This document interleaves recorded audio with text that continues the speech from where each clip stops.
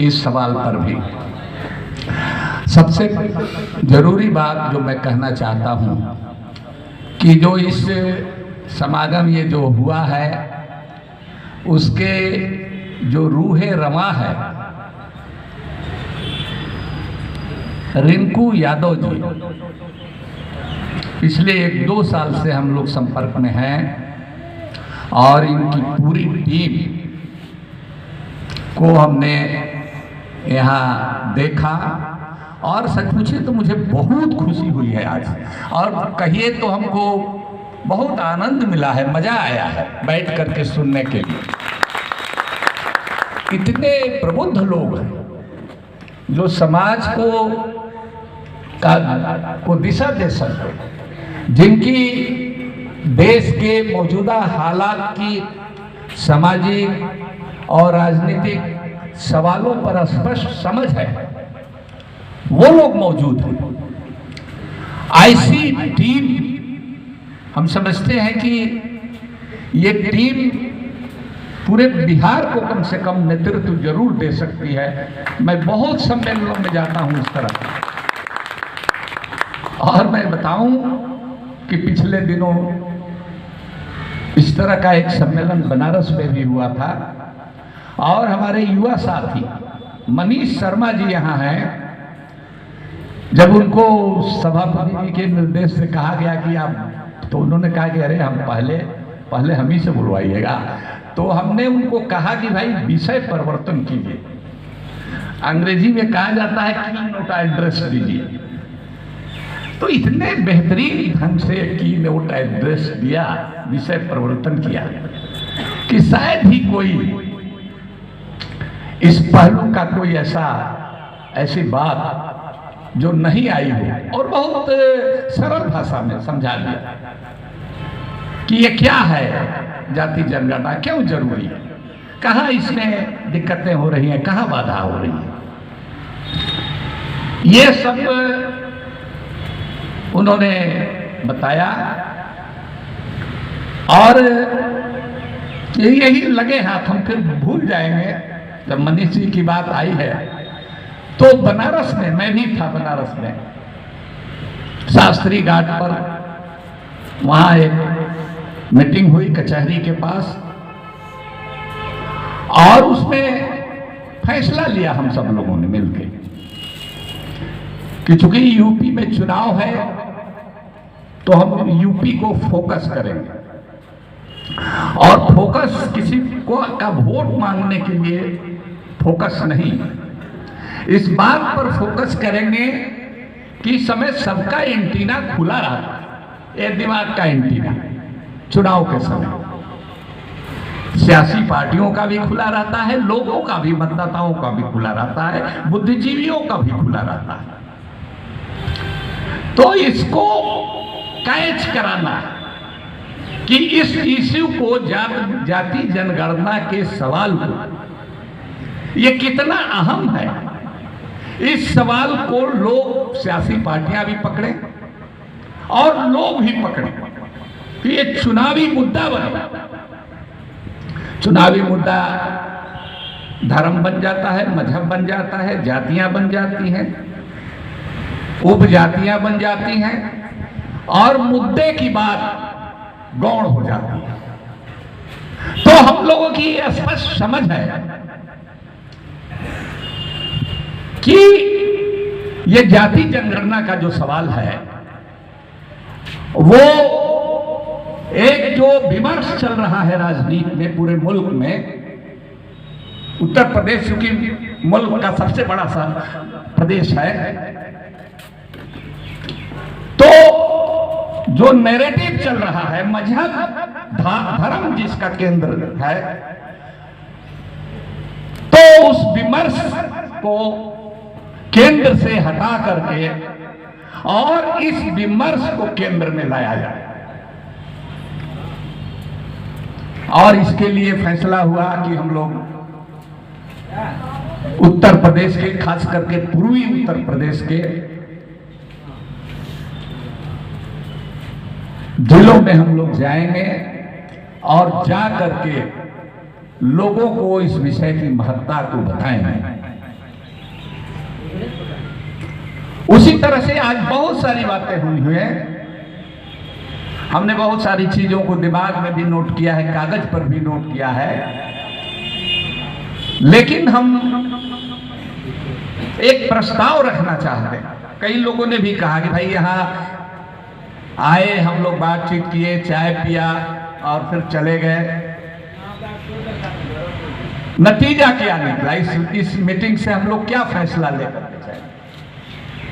हम लोगों के उर्दू फारसी में कहा जाता है नशिस्तम खुर्दम बर्खास्तम, मैंने आए, कुछ खाया पिया, नशिस्त हुई मैंने बैठक हुई, खुर्दम कुछ खाया पिया और बर्खास्त चले गए। तो वो नहीं हो नहीं, तो हम समझते हैं हमारा प्रस्ताव है, विचार कर लेंगे। कई संगठन है, चूंकि हम अपने से कोई प्रस्ताव लादना नहीं चाहते हैं, लेकिन चूंकि सामाजिक न्याय का जो आंदोलन है उसके लिए बिहार की जो सरजमीन है वो काफी उर्वर है, काफी उपजाऊ है, जरखेज है। तो क्यों नहीं इस तरह की एक बैठक पटने के अंदर में जनवरी महीने में किसी समय, मध्य जनवरी में हो या लास्ट जनवरी में हो, एक बैठक बुलाई जाए। और पाल साहब भी बता रहे थे कि मधेपुरा से और कहां से लोग हैं, उन तमाम लोगों को इसमें शामिल किया जाए। हमारा एक प्रस्ताव है, सब लोग बैठ करके विचार करेंगे और उसमें हम भी समय देंगे उसकी तैयारी में, चूंकि हम पटना में रहते हैं और आजकल कुछ पारिवारिक कारणों से कुछ ज्यादा ही पटना जनवरी भर रहने का हमारी योजना है।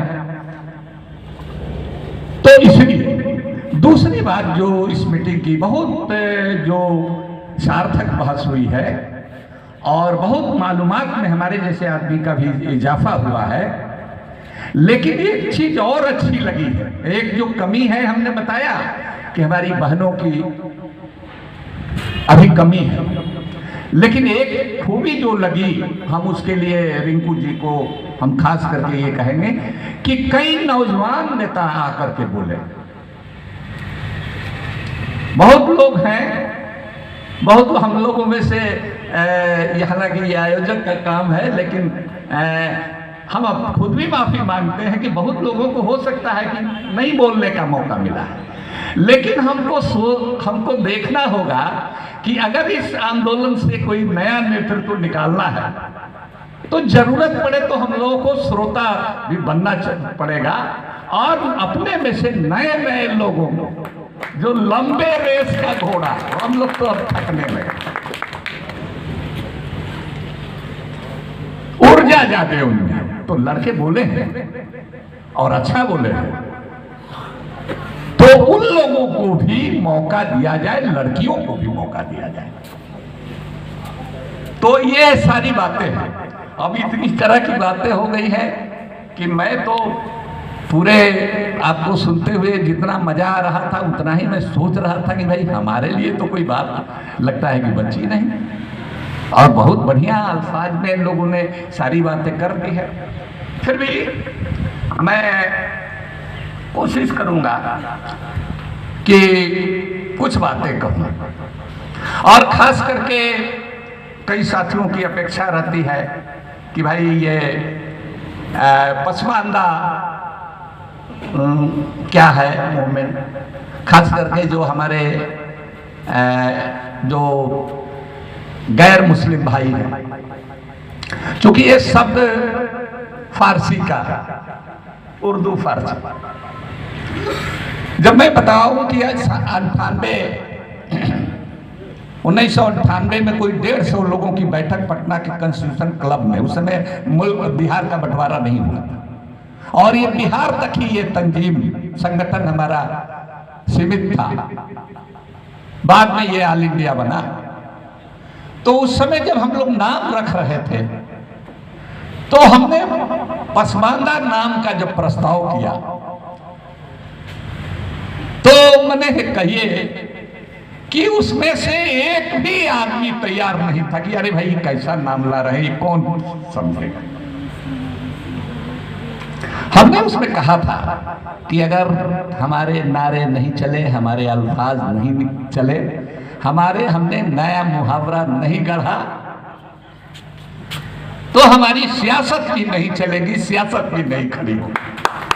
और ये विचार कहां से आया था? ये विचार आया था कि हम लोग सैकड़ों हजारों जातियों उपजातियों में बटे हुए। आप यही समझ लीजिए कि हिंदू समाज में,